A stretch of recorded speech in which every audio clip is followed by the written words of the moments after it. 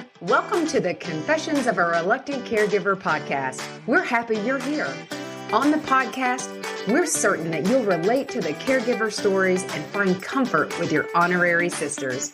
Now, before we start, I want to remind you to go to our website, confessionsofareluctantcaregiver.com, and sign up for our newsletter.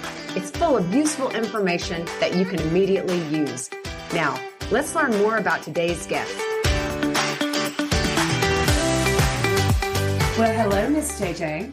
Hey, Natalie, how are you doing today? I'm swimming right along. How about you? I am doing fantastic. And I got to tell you, we've got a guest today.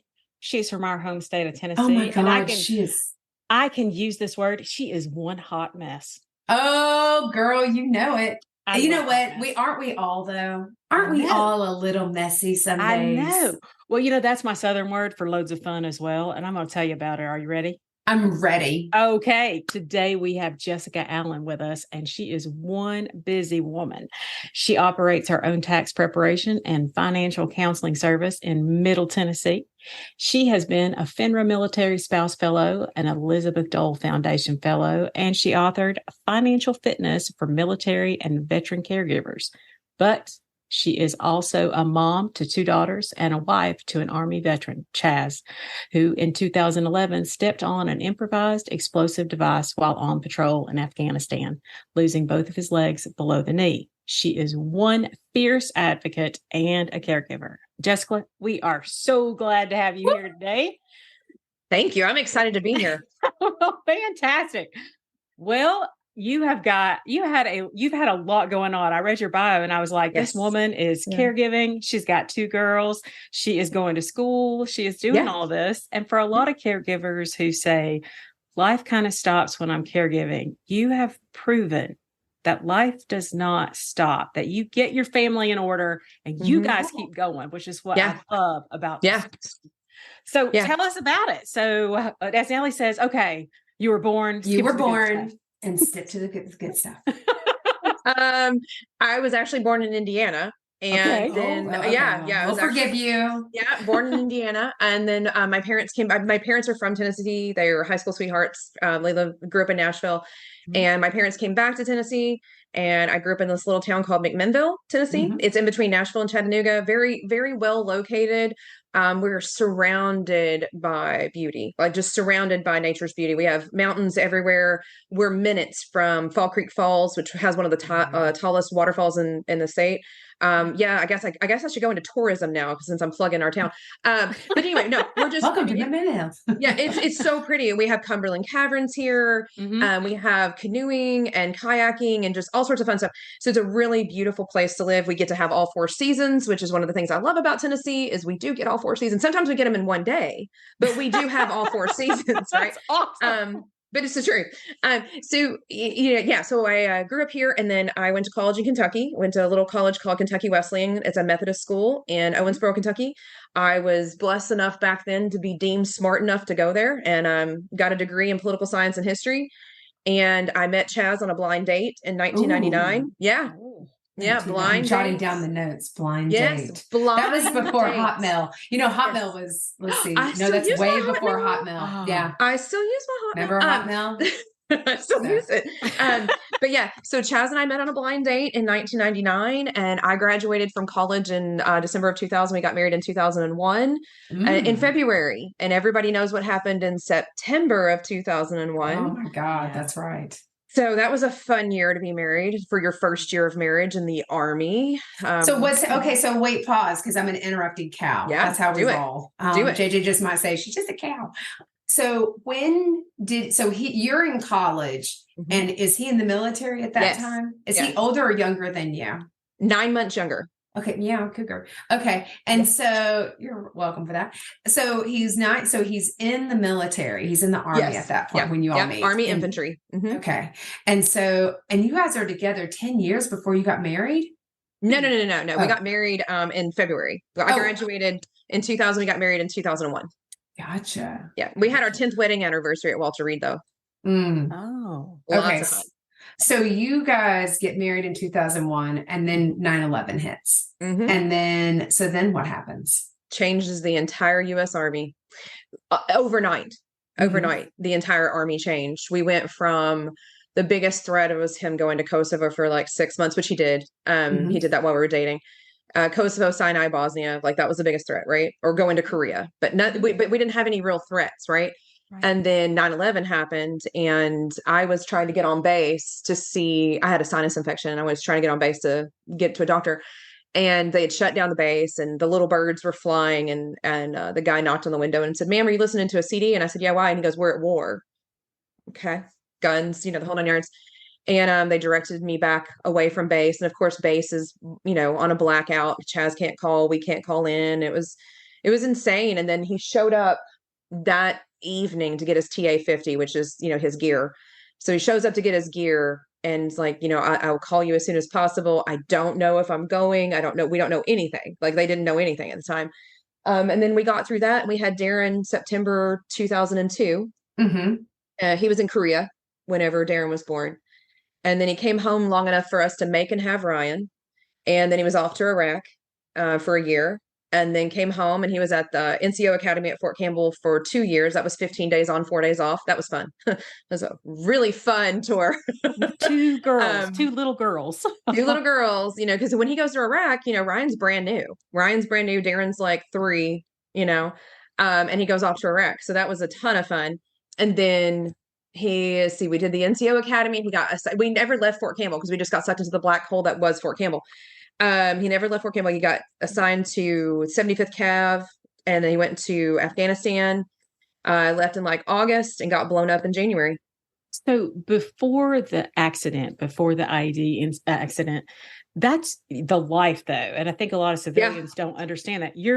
Although that's like crazy for us to hear, that's the life that you married into. Like you kind of knew that was what the steps were going to be. Okay, I'm going to have a baby, but I'm not going to have a husband here right now. He's going to be gone in here.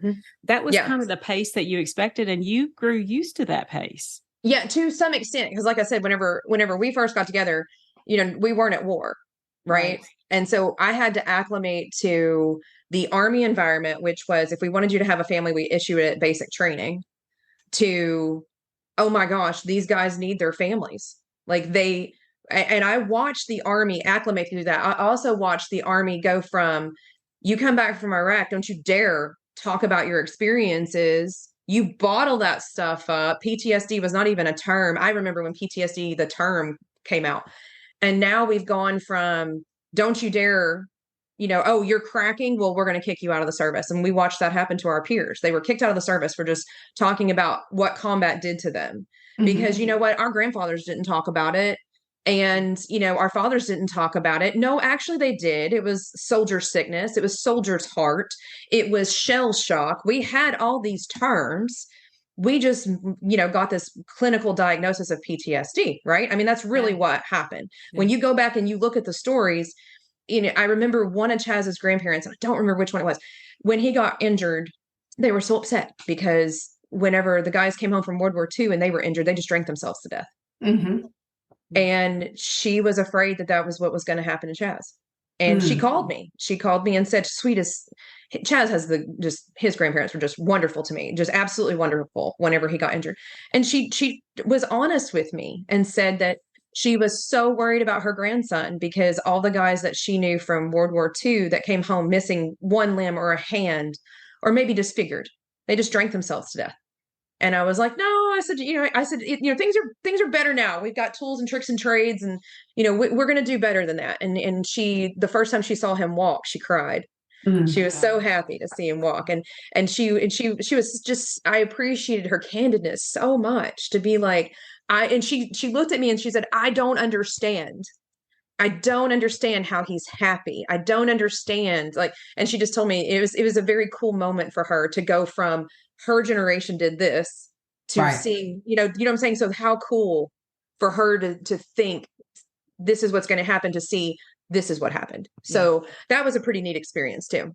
What happened? Let me ask, because I want to go back to and it kind of goes in hand with what Jay said, which was you're kind of living the life. Yes, you've had to adjust between pre-war, pre-9/11 and post. Yeah. And what does life look like, and how does the days go by? And you're raising the girls. Clearly you're meant to have girls. Yes. And Yes. love For that. real. For real. But and he's deployed, come back, working weird schedules, and you guys have your routine, and then he has this accident. Mhm. And you're so are you working? So picture you like Yes. he's abroad. You and Yeah. the girls have your routine. Because Yep. that's I think about how our mom was, our dad. It was funny. I was like, we had our routine with our mom. Yeah. Yes. And so yes. and then you get this call. So you're working, right? Yeah. So I've been doing taxes for over 20 years and financial counseling and stuff. And it was Saturday morning, 8 a.m. And I had it. So whenever Chaz went off to Afghanistan, we had this briefing. Guys, get your passports because where they're going, it's not a really good place. And if your soldier is injured, we can get you to them faster. I'm not kidding you. I dropped Chaz off at the base and came home and my passport was in the mailbox. That actually happened. And yeah. And so also we got a leak in our floors and it damaged our entire downstairs. And I discovered that the day he left, and it was somebody he called from Afghanistan. He's like, how's the floors? I'm like, I'm not talking about the floors right now. How are you? You know, it was really funny. Now it's funny. It was not funny back then. It was very stressful. But because I always joke, every time he leaves, something breaks. Like every single time he left, something would break. And so I just learned how to just, deal with it and, become this independent person I am.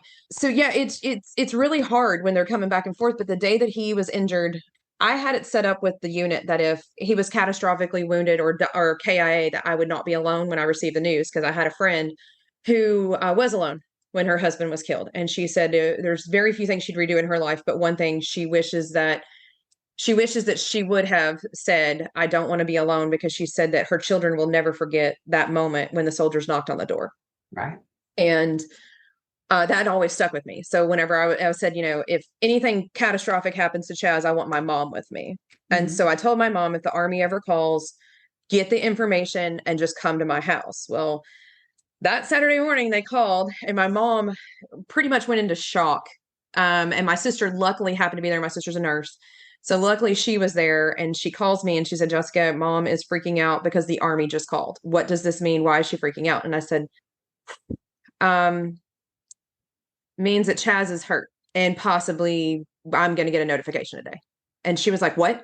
I said, Janice, did they give mom a number? And mom had given her the piece of paper. And I said, let me write that down. And I just need you guys to get in the car. It's going to be a bad day. And she was like, oh my God, like, is this, I was like, this is not a drill. This is not a drill. This is real. And they dropped everything they were doing, grabbed some bags, got in the car, and I called the number, and they did the whole, official, thing. And where are you going to be? Because we might be notifying you today. And this is the initial report, is that, he lost both of his legs and there was damage to his arm was all I got, was damage to his arm, lost both of his legs, lost a lot of blood. It didn't look good. And I had to give them my address, and I had to stay in place until further notification. So that was fun. It's a great way to start your Saturday morning. And it was my day to be dance mom. So I was supposed to pick up all these kids and take them to dance. And as I'm on the phone with rear detachment, the dad drops off the kids, and I was like, hey, so I can't take the kids to dance today. He was like, are you okay? I was like, no, this is rear D. Chaz has been hurt. It's pretty bad. They've requested that I stay home, which I was trying to talk in code because I didn't want kids to hear, put it together. And he was like, oh dear God, I got the kids. Keep us posted. And he got the kids, which later on I found out that really hit him real hard, to see that side, because those guys don't see that side. They go and they see their side, but they don't see our side. So I found out later on that really messed up that husband, which I felt bad, but I mean, what can I do? So got the kids sent off to dance, got the Army, got that taken care of. And then he was like, this is the next number for you to call. I was like, okay. And I called my best friend, Jessica, instead. Yes, my best friend's name is Jessica. She's my little from my sorority. And I literally said, it's my turn. That's all I said to her. And her husband had testicular cancer, not even 6 months before. It was, that was a hard call too. And all she said was Chaz, and we just started crying until we got past it. And then I told her what I knew. And I said, I'm sitting here staring at this number and I can't call it yet. And she was like, that's okay. Let's just keep talking until you can call it. And I was like, okay. So we just kept talking, mostly crying really, and praying. And then she was like, all right, I think you're ready. And I said, I think I am too. And I called it, and they said, oh yeah, we have his report, and he's stable. What? What? I mean, it's like you're talking to Charlie Brown's parents to some degree, right? You're like, "Rah, rah, rah, rah, rah," stable, you know? It's like, did you say stable? You said stable? And she said, yes, Miss Allen, this is where he is right now. He's in this battlefield hospital, which right now I can't think of it, but anyway, he's in this battlefield hospital. Both legs are gone. They're still doing an assessment. But he is stable. They do have him stable. And he was even talking. I have notes of him talking. Wow. And I was like, oh, holy crap. And she said, yeah, this is good news. She was like, Miss Allen, we're going to keep getting reports. As we get reports, we're going to report them to you, blah, blah, blah, blah. You know, and I went from being a 32-year-old widow to literally not giving a crap. Like I'm going to tell you right now, I did not care what else those people said once they said he was stable. Like once they said and that he was talking, because I was like, that was, to me, that was a clue for me. Like that was a sign things are going to be okay because he's talking, you know, he's got his consciousness. Okay. All right. We got this. And then we got through the day, and the U.S. Army, I will forever be thankful for them for calling my in-laws and telling my in-laws so I didn't have to, because how do you call and say, hey, your son stepped on a bomb and we don't know if he's going to make it or not? Like, how do you do that? I don't know. And luckily, I hope I never find out. But, you know, my in-laws didn't get the call that he was so catastrophically wounded, which, I mean, he stepped on a 40-pound bomb. So you kind of can understand why everybody thought he was dead. They all thought it was adrenaline, you know? Which, to their credit, hello, how many people has that happened to? So to their credit, I got it. But my in-laws got he lost 2 legs and there's damage to his arm call. That's what they got instead. And I'm forever grateful for that. I'm glad that I'm the only person that took that call. I mean, my mom knew something was wrong, but they didn't. They just said, you know, basically, we need to talk to Jessica and you are her person and we're supposed to notify you first. So they didn't. So my mom didn't get that call either, but she knew it was bad. She just didn't know how bad, you know? So I'm forever grateful that I took that call. And I'm also forever grateful that the Army didn't tell his guys that he was okay, because I'm the one that got to tell the guys that he was alive. So that's probably going to be, that's honestly one of the coolest moments of my life. Then I was like, no, I said, guys, he's stable. He's coming home. And all sorts of lovely cuss words. And, you know, they were just so excited. And it was like, you know, it's like somebody won an Academy Award. I mean, you could hear it was so loud. I even pulled the phone away. They were so excited. And, you know, the guy turned around and said, Alan's effing alive. And they were all lined up in there to tell me that they were sorry for my loss and all this stuff. And instead I got to flip it on them. And it's still one of the coolest moments I've ever had. That was a cool moment. Yeah. And so we got through the day, and it's a small Army world. So of course, you know, everybody knew, and got to deal with some crazy people. And then I waited till the next day to tell my girls, because I just didn't know. There were 5 and 8 at the time. So I didn't know, you know, there's no how to tell your kids your dad stepped on a bomb book. It doesn't exist. So we all sat around and tried to figure out how to tell him. And so I ended up waiting till the next day. Ryan, my little one, woke up with flu and strep the next morning. So it was fun. Got to Walgreens and Chaz called, and I saw this number and I'm like, what is this? And it's Chaz. And I'm like, oh my gosh, is it really you? And he goes, yeah, it's me. He said, I'm high as hell, but I'm here. And, you know, he's like, I don't know. He said, I had a bad day at work. I said, yes, you did. Yeah, you really did. And he was like, yeah, he said, y'all all right? I said, oh, we're as good as we are. And he said, when are you going to get here? And I said, I don't know. I'm waiting for the Army to tell me. He was like, yeah, he said, this place is wild. Like, this is crazy. And he's like, yeah, you know, I don't have legs. I said, yeah, I'm tracking. I said, how's the arm? He goes, well, the arm's still here. He said, I guess they saved it or whatever. And I said, Chaz, I need you to stay. You got to stay with me and let me get home so you can hear it. So you can talk to Darren, because she needs to hear your voice. He's like, yeah. He said, just keep talking to me. I'll be fine for a little while until they come in here and, you know, push more drugs. I was like, oh, okay, cool. So I get him in, I get home, I run. And I felt so bad because Ryan is sick, and I just grab her, just run, because she's 5, so I can still pick her up. And I run in there and I get Darren, and we get on the phone, and he's talking to him, and he sounded so good. And then my mom and my sister just start crying, and I'm like, geez. And I'm holding it together, and the girls are just like, why are people crying? And it was a crazy moment. And then we got off, because of course we didn't talk very long, and they got off the phone and got calmed down. And Darren looked at me, and I said, okay, what do you know and what do you think you know? And she said, I know something's wrong with Dad. I said, yeah.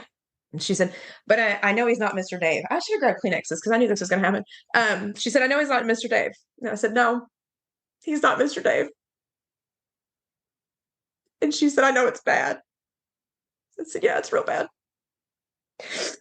And I said, yeah, he stepped on a bomb in Afghanistan and he's lost his legs. And she said, okay. She said, how bad? And I said, both legs above his knee. And there's some damage to his arm, but we're not sure about that. And she's like, okay.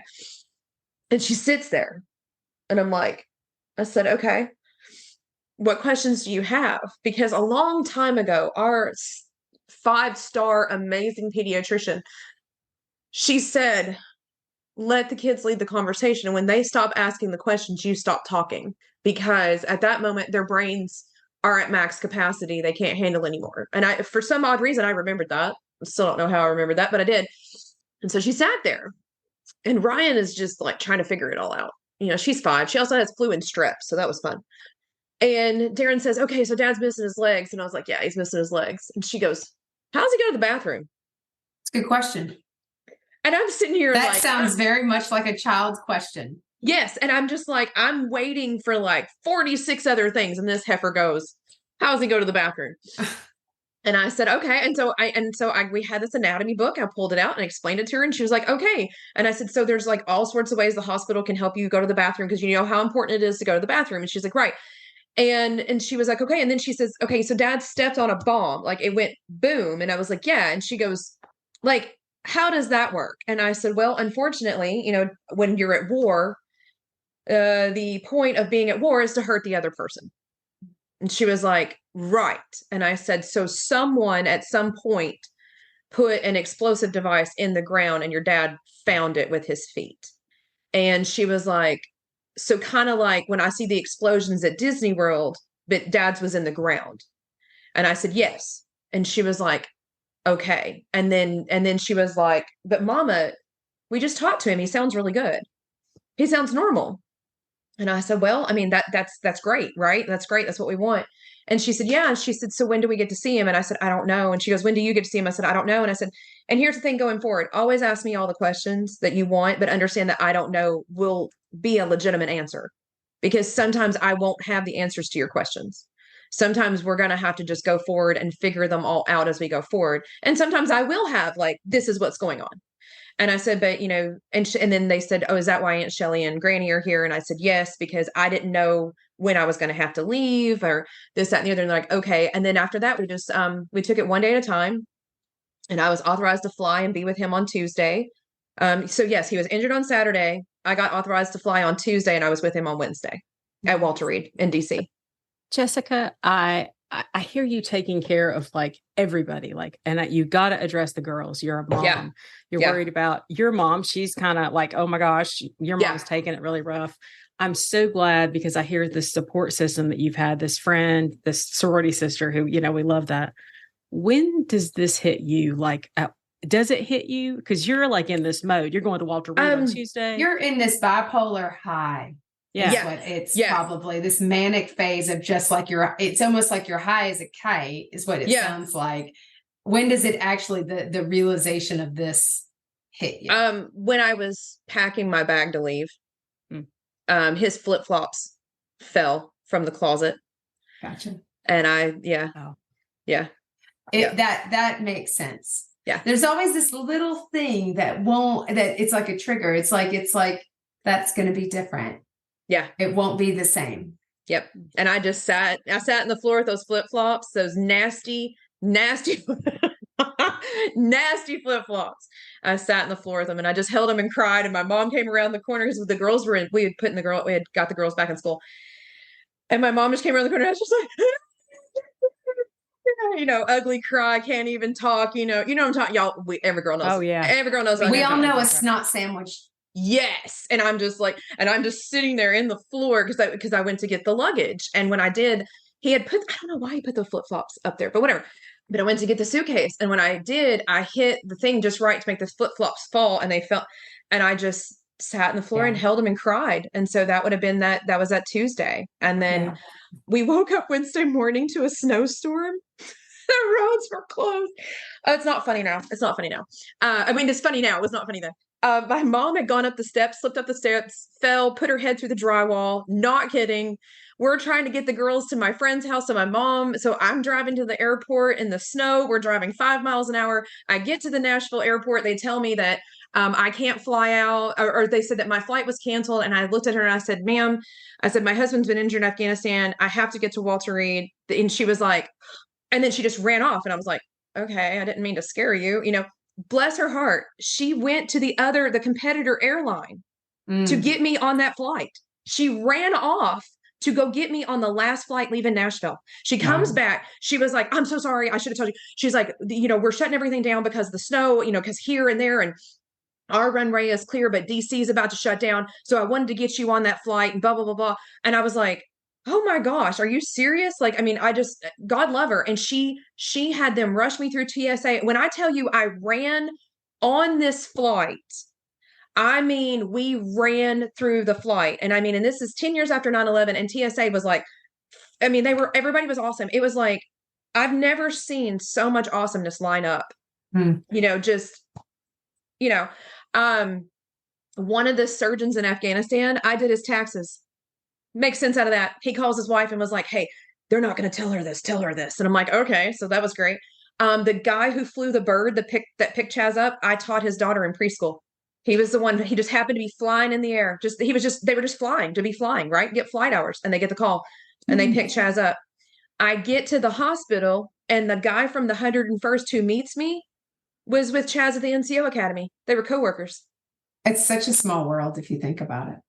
And people are placed in their positions exactly where they're meant to be placed.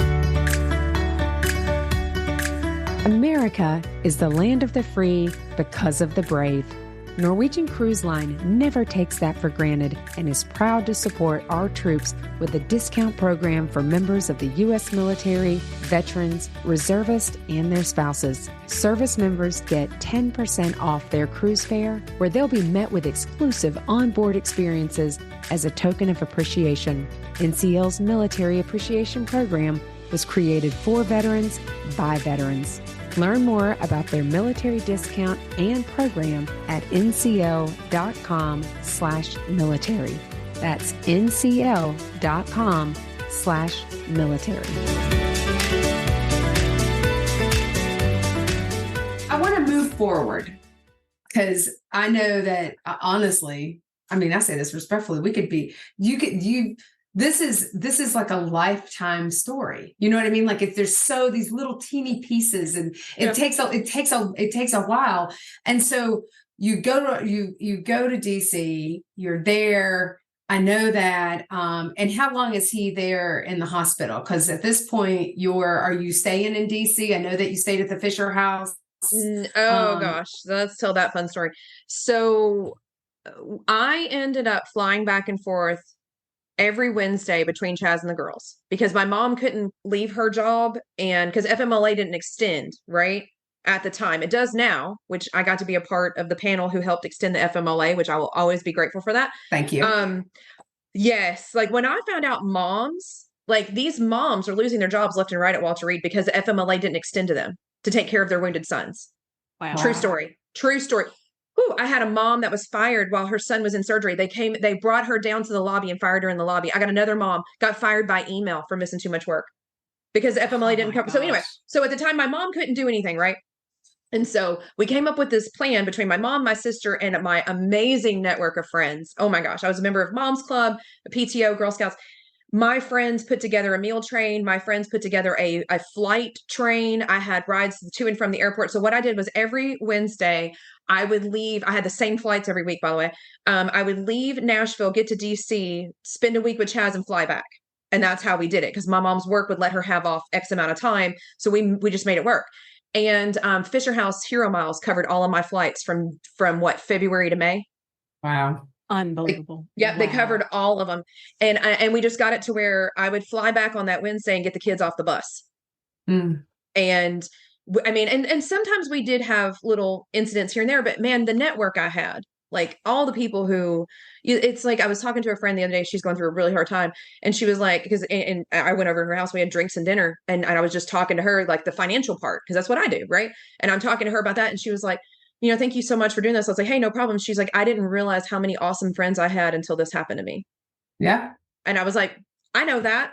2011, I learned that lesson in 2011. I got you, girl. I was like, so I'm just paying it forward. Well, and I'll say this, Jess, I think that I think you find out who your friends are. 100%. Did you lose any friends during this? And you can just say yes or no. I did. And this one's still, because my mom's old Southern. Okay. So if my mama don't like you, okay, y'all know what I'm talking about. Yes. Okay. Woo, we call my mama Miss Daisy because Miss Daisy likes to be driven around. So it's like the running joke of the family. So Miss Daisy, I had this friend that we were such good friends. I was the emergency contact for her kids at the school. Okay. She was actually there the day that Chaz got blown up. She came over because her husband was the one who picked the kids up for dance and then ended up taking them to dance. He was the one that picked him up. And he goes, I'm going to send her over here. I said, okay, thank you. I appreciate it. Because we were like best friends, like literal best friends. Okay. About a month went by and I didn't hear anything from her, and I would text her and she didn't respond. And then finally I got this long text from her and she said it was too hard to be my friend right now. Wow. And that happens. Yep. My mom said, no, it's just the fact that you can't pick her kids up from school anymore. It's just the fact that, because she was working and I was work from home, stay at home, blah, blah, blah, blah. So I could do more, and honestly and truthfully, that's the truth. And I will tell you that our mutual friends, man, they didn't take it well at all, because she never signed up for a meal. She never signed up. And one of the friends was like, what is her problem? And I was like, I don't know. I said, I think maybe just hit too close to home, which it did. Her husband ended up changing his MOS. He ended up switching jobs inside the Army because he said he didn't want that to happen to his family. Wow. Yeah. Well, and I think it's hard because it's easy to be angry about it, to be honest with you. Like I wouldn't do you this way, but the reality is that you don't know. You don't. And I think that some of us just can't handle things. That's right. And I'm not mad. Was I mad? Yes, I was, because I needed my friend. I did. But God has given me some really kick-ass replacements. And I'm just going to tell you, I have, like, when I broke my foot and I'm sitting in the ER and I'm texting my friends, let me tell you the new shit show dumpster fire I am now. Beep, beep, beep, beep, beep, beep. Yes, sorry. But there's only one word. You only have to bleep one. And they're just like, oh my gosh. And I start getting these care packages from my friends and stuff. And just, them reaching out and bringing meals. And I got this, my one friend sent me this awesome blanket. I'm now sleeping with it every night. It's so good. And then another friend sent me some socks. Of course, the really good friends sent me wine. No, I'm just kidding. But those are the good friends. Yeah. I know somebody sent me coffee. Somebody sent me chocolate, books. Oh my gosh. My one friend was like, I'm sending, because I read a lot. I read a whole lot. And she was like, I'm obsessed with this new girl. You're going to be stuck in the bed. I'm going to make sure you stay in the bed. So here's some books. And I was like, okay. And now I've read every book that author has written, because I fell in love with her writing. So, but man, I'm so blessed. Like seriously, so blessed. And the Lord has showed me that again and again and again. And every time something has gone on, he has shown me how blessed I am. But I mean, I really hope that next year he gives me a break, because ever since COVID hit, it has just been 3 years of nonsense. Like it has just been, our poor daughter started college in COVID, and that's not college, that was not fun. And, her senior year was killed by COVID. And then both of my fathers were killed by COVID, and my sister's mother-in-law, she passed in the middle of it. And I will die on this hill. I will die on this hill. Our dog died of COVID. I will die on this hill. That dog was coughing and then it was dead. I'm going to die on that hill. I'm not kidding. I know there's no proof. Y'all can make fun of me all you want. Oh, I'm not making fun of you. I'm not making fun. I'm going to rewind us back for a second, because I'm going to go back to caregiving. Okay. Because we're having lots of fun here. Yeah. But I want to go back to caregiving, because you guys come home, because it's one thing to be in the hospital, and that's a different phase of the experience. Yeah. And you're going through all of that. And then you come home, and now it's time to figure out your new normal. Yeah. And so for, he was injured in 2011. I know he was there for several months. 2 years. So he was there for 2 years. Thank you. 2 years. And so he's there you're doing this for 2 years. I didn't realize it was as long as it was. Yeah, we were in the hospital for 2 years. So I flew back and forth from January to May. And then when the kids got done with school, we brought the kids up there. We were living in the Fisher house from February because I was in there by myself. So February to the fall, because we were a part of the Walter Reed Bethesda merger, which was, there are no words to describe Charlie Foxtrot. So that way you don't have to bleep that. That's one of the things I could tell you is Charlie Foxtrot. It was like Walter Reed Bethesda knew the cripples were coming, but missed the memo.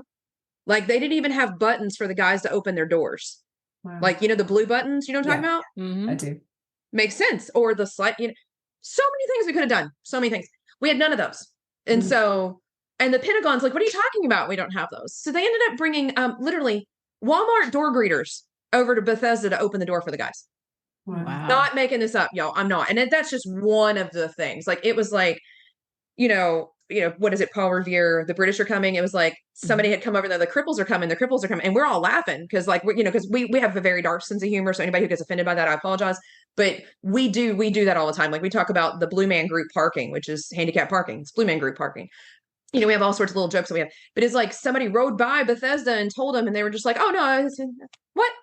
And then when we showed up, it's like they didn't want us. And it was real. My kids hated Walter Reed Bethesda. They hated it. They loved Walter Reed Army Medical. We had such a great time. We homeschooled while we were in DC. Okay. We had a blast. So I did 4th grade and 1st grade at Walter Reed. And then we came home and we homeschooled again until we got into the house we're in now. Because we had to build Chaz's house. We had nonprofits. We had one nonprofit that said Chaz was not wounded enough to qualify for their house. That if we would have let him, if his arm would have been chopped off, they would have built us a house. And I said, well, that's cool. I'd rather have the arm. Yeah. Well, and it's interesting. It's interesting that you homeschool the girls while in Fisher House, and you moved your life. And so the girls moved. And then you guys move back. You have a new home that is not yet. I'm assuming ADA friendly. No, the Clarksville house was not. It was 2 stories. Chaz would come down in the morning and stay on the bottom level and then go up at night and stay on the top level. Right. And then in 2015, we finally moved into this house. That's ADA. This house was built for him. So literally everything is him. But yeah, when we first came home, no, it was not cripple friendly at all. We had to put a ramp on the front porch. It was fun. It was exhausting. And so and that's what I meant by, I assume that the house that you had here now that had to be built for him to be ADA. Yeah. And so you guys are finding your normal. What's it like for you being a caregiver? Because I'm going to go back. I'm keep pushing you back to being a caregiver because you are avoiding. I'm going to push you back. Well, and here's the problem with that. Okay. So with being a caregiver, the Army had to tell me I was a caregiver. Okay. I mean, legit, because I just did what had to get done. Okay. So whatever the need was, I just jump in and do it. Like, Chaz needed XYZ. Okay. I'm there. And so I think that's a hard time because you're not the first person to point this out that I don't, I know I'm a caregiver. I totally know that. But it's like, for me, it's just, I just get it done. Like whatever it is, like, I do his pills once a week, do all the pills. Boom, that's done. It's part of my caregiving. I get up in front of him every single morning, even now, make sure everything is good. So that way he has his safe environment, I just cleaned out the garage to make sure he has access to everything because, I don't care who you are, the trash piles up in the garage, whatever, because, we all do that. Right. So I just cleaned out that garage to make sure he can get to everything. So it's just stuff I just do. Well, and I don't mean to say like you don't, you're doing all the things I think that, and we would agree with that too. Like we were a caregiver for our mom for the last 12 years and we wouldn't identify that way. We'd be daughters or I'm a wife. I mean, I'm just doing what I'm thinking I'm supposed to do. Yeah. And then that's why most caregivers don't identify as caregivers because we go by these other roles. Yeah. And I think that's the thing is, so whether you're in the military or you're not, or you're a civilian, the role of caregiving is going to have the common threads. Yeah. And it's going to be like the things that, hey, I have to do this so that my loved one, whoever that person is that you're caring for, can get through this door, get through this area or meet that need or those pieces of it. And I think, Yeah.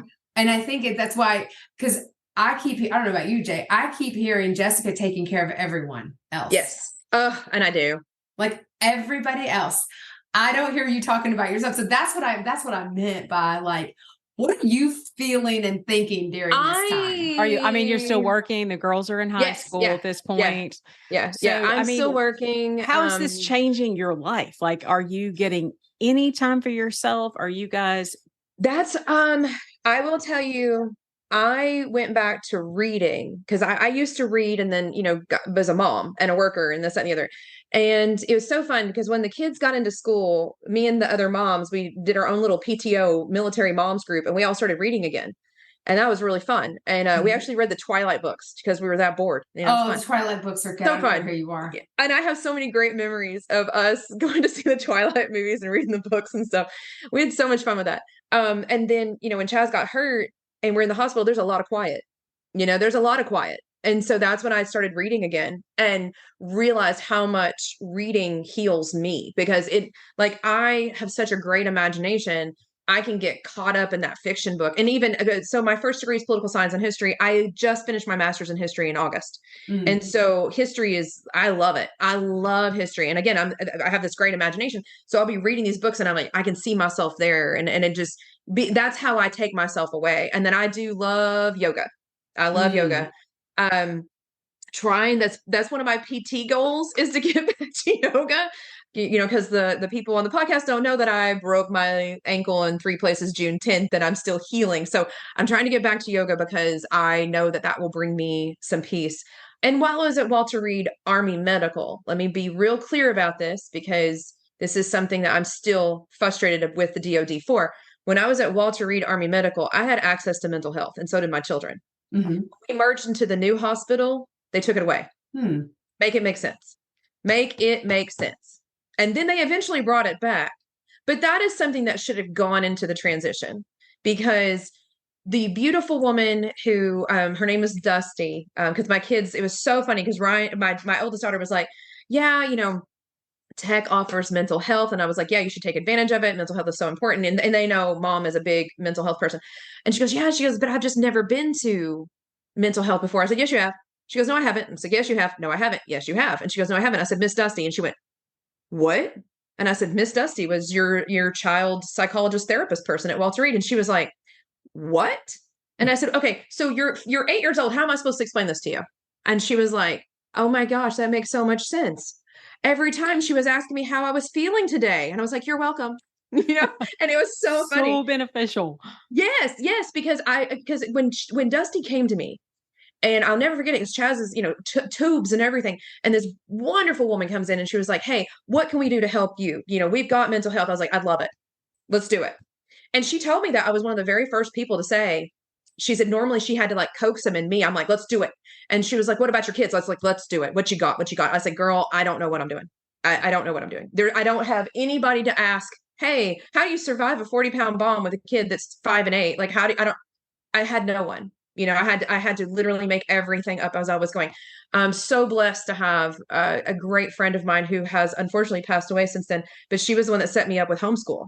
She was the one that helped me figure out she was the homeschool genius. Like she knew all these different curriculums and stuff. And she was so smart. And she was like, you need this. And she helped me do it. And she gave me the courage to homeschool because I didn't think I could do it.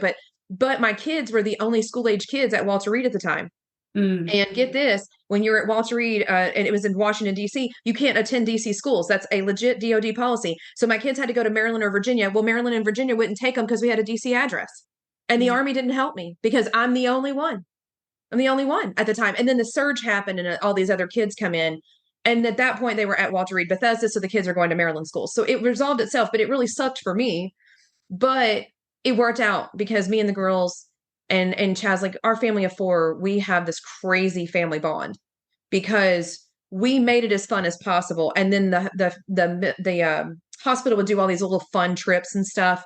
Like we went to embassies, we went to the White House, we went to Congress, we went to the Supreme Court, and they let the girls go too because, come on, that's only it's just a fair thing to do. And of course my kids very well behaved. And so my girls got to have like this insane experience Darren said she had this girl in high school was so ugly to her and was like, just, I don't even remember what it was, but Darren said, Mom, I was like, the girl was like, oh, you didn't meet Michelle Obama, blah, blah, blah, blah. She goes, yep, I Googled myself. I found the picture and I posted it on my Snapchat story. I was like, that's my girl. Oh, that's hilarious. Love it. Oh my gosh. But no, in regards to taking care of myself, honestly and truthfully, I have to say I probably didn't learn that until probably we moved here.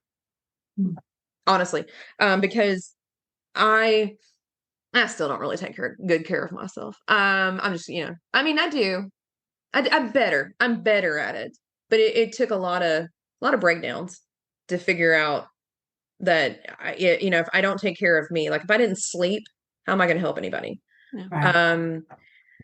So, there's just stuff like that.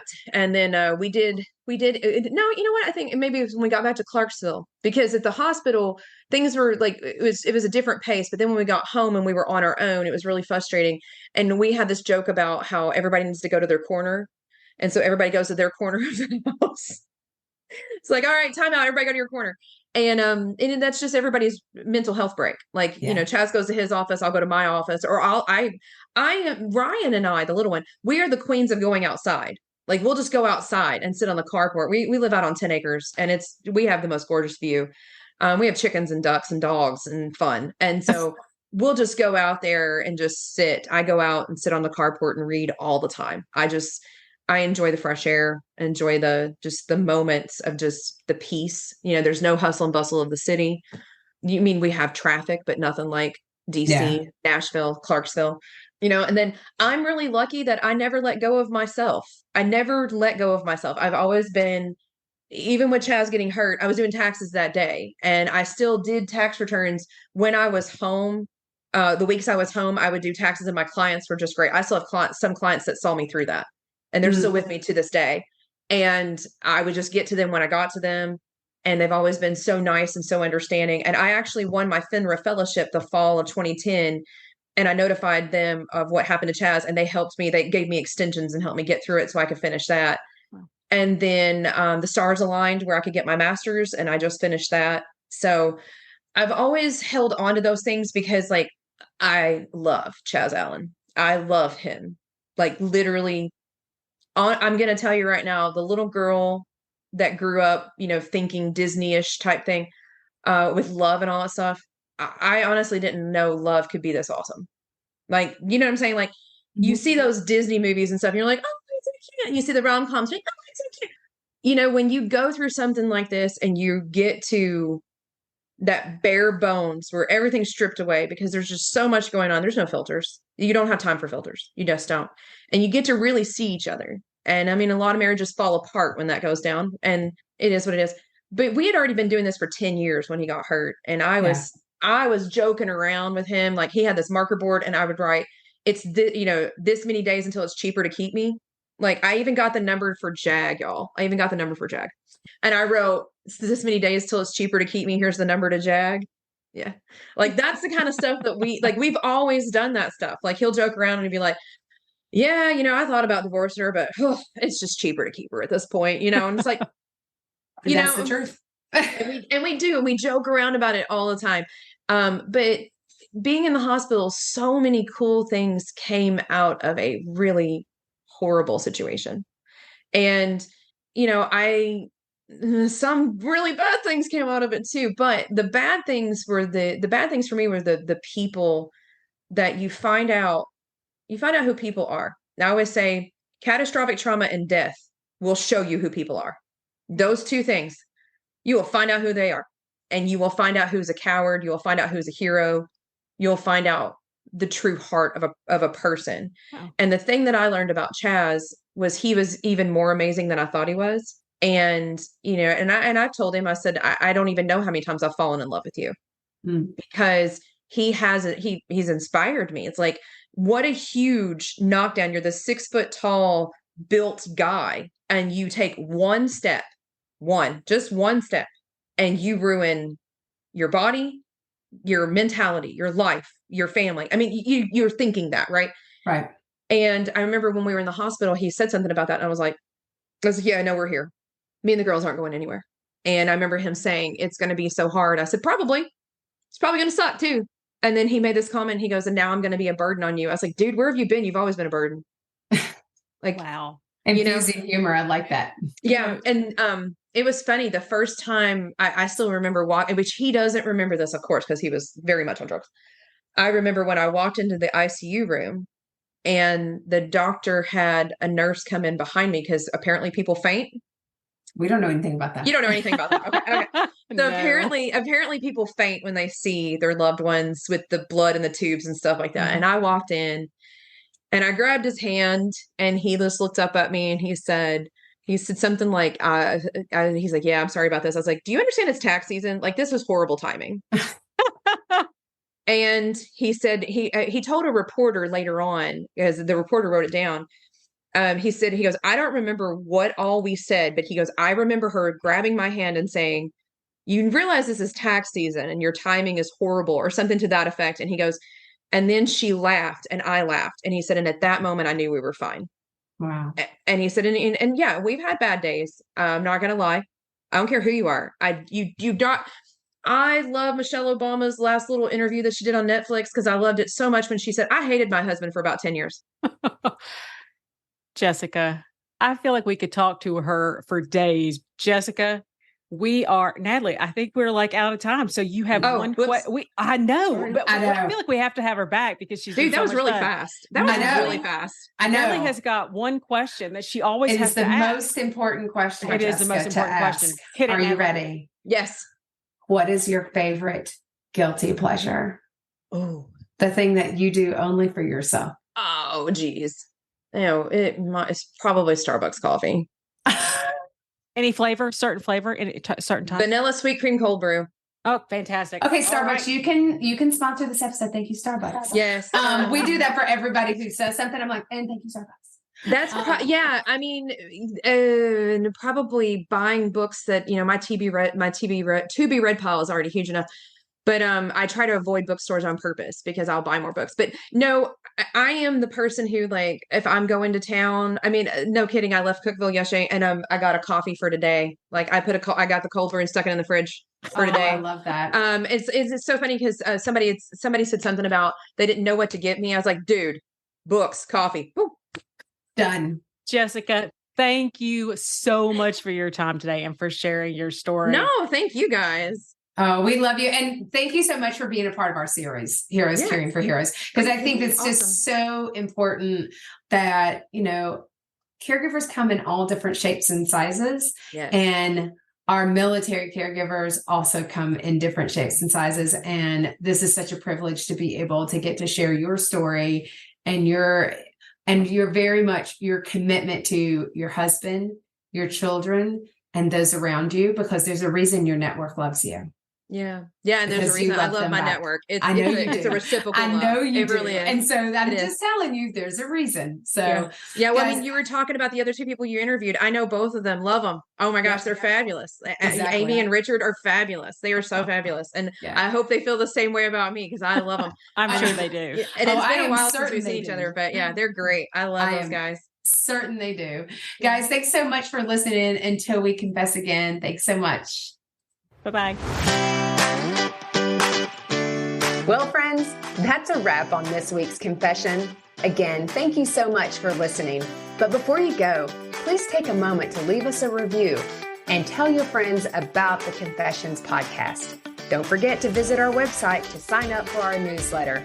You'll also find a video recording of all of our episodes on the Confessions website and our YouTube channel. Don't worry, all the details are included in the show notes below. We'll see you next Tuesday when we come together to confess again. Till then, take care of you. Okay, let's talk disclaimers. You may be surprised to find out, but we are not medical professionals and are not providing any medical advice. If you have any medical questions, we recommend that you talk with a medical professional of your choice. As always, my sisters and I at Confessions of a Reluctant Caregiver have taken care in selecting the speakers, but the opinions of our speakers are theirs alone. The views and opinions stated in this podcast are solely those of the contributors and not necessarily those of our distributors or hosting company. This podcast is copyrighted and no part can be reproduced without the express written consent of the Sisterhood of Care, LLC. Thank you for listening to the Confessions of a Reluctant Caregiver podcast.